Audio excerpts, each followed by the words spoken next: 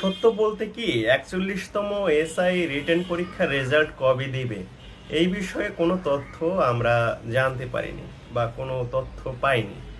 এখন আমরা ধরে নিতে পারি যেহেতু অনেক দিন হলো, ঈদ চলে গেল, তো খুব কাছাকাছি সময় দিয়ে দিবে, এই বৃহস্পতিবার এই শুক্রবার। অনেকে অনেকের মতো করে আন্দাজে বলছেন। এমনকি মধুদাও বললেন যে দিয়ে দিবে, কিন্তু শেষ পর্যন্ত দিল না। আমি কিন্তু কোনো তথ্য পাইনি বা ওরকম কোনো কিছু জানতে পারিনি। তো স্বাভাবিকভাবে ধারণা হয়তো এক সপ্তাহের মধ্যে বা এই সপ্তাহের মধ্যে অনেক দিতে পারে, কিন্তু এটাও কিন্তু পুরোপুরি আন্দাজে। তারপরেও আমি যদি কোনোভাবে কোনো কিছু জানতে পারি তাহলে অবশ্যই আপনাদেরকে শেয়ার করব। তবে এই রেজাল্ট জানা কবে হতে পারে, কি হতে পারে না হতে পারে, আসলে এই পুলিশের এই সার্কুলার বা এই তথ্যগুলো জানা, এগুলো আমার মনে হয় যে একটু রিস্কি ব্যাপার, আর এগুলো আপনাদের ঠিকও না। এটা কিন্তু অন্যান্য ডিপার্টমেন্ট না।